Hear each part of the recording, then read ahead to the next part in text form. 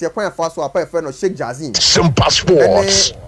Sheikh Atan ne ba boys ne ba ko e beto Man U team. Eno anwumre confirmation number eno amo kasa letter ba wonten. Say he said ye omo de bid na ha kotum. Enti omo de bid akoma rain group no close to 5 billion pounds. And ko Man U team no. Na meto ne say and when you Man U sales no about the most expensive sale in world football. Because 5 billion no a down payment say a initial fee. Okay.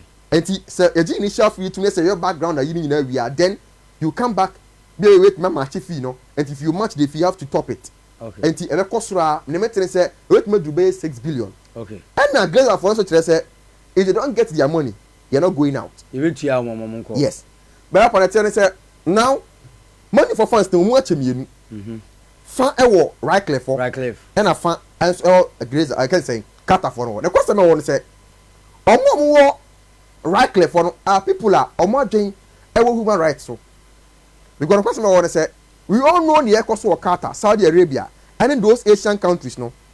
Say edu babia, human rights abuse na no. But the fact is, obi adwenya na say, obeso pam Glazer for the free abusuanu mu ntino, emfa ho ne human rights. Yeah. They just need the money and they just need new owners.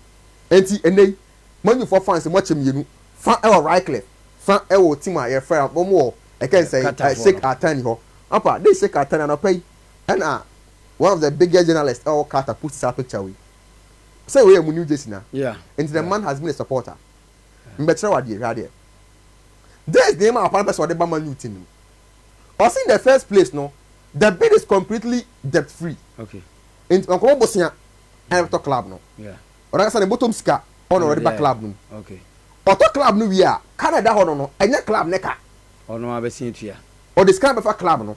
Club no or the scan say 5 billion say 6 billion or a club no. Okay. He just wants United team no. Okay. And the difference they say apart from no Wycliffe or the Bosniabo and Everton club no.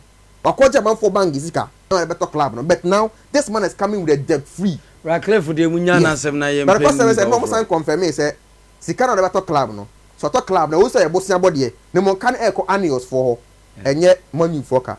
Until now this from them. The second thing is also obey invested in the men's and women's team training grounds, stadium and community. And the community around Old Trafford no. So ufie na so person or constructing ma what say na obagan ha na mo a or wetin bubu fie no mo se for no mo de bia mo e do mo release atoso. He will do that for around the Old Trafford. Make sure say or the first left the environment around Old Trafford. Old Trafford. Make sure say they calling the man who bought London. Yeah. Officer Kessie, business Kessie London yana bebre woni dim. And he is bringing that face left around United for almost stadium. Then obe create 9-2 foundation upper. This 9-2 foundation na se chire. Or say that was all support United no not over 10 years. Okay. And nipa the group of people are a man falling in love with United no the class of 92. Okay. And to forming a new body I have for the 9-2 foundation. 92 foundation. The class of 92. Okay. Yes. And that's the reason why I from a top team no. I from 9-2 foundation. Or the class of 92. And or per the appeal of the fans or per the appeal of the United. Yes. And he is trying to appeal those people. No, 99 for na account. Yes. Now or say the club no.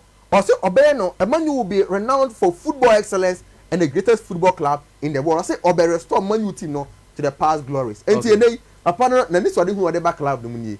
And I think say atomo you for come so about half of them before said no bid neighbor no about much of them no na omo the fans of team my friend of United almost supported Wycliffe but after say omo hu say na we no am for shall share shift call Sheikh Atani ho enti apa and it will be make us say torrid about 40 to 60 days time my year to United team but I think say something kind no I'm tilting towards Sheikh Atani because of the relationship between Ono and King Charles and the hierarchy of I can say a British politics no I think that they will sell the club to team my friend no I can buy a friend no Sheikh Atani we are so be mine so Ono ani team crop so ton no this aban hu ansa ehu ni sika sem say sika no dey beto team no how clean is that money yet Ghana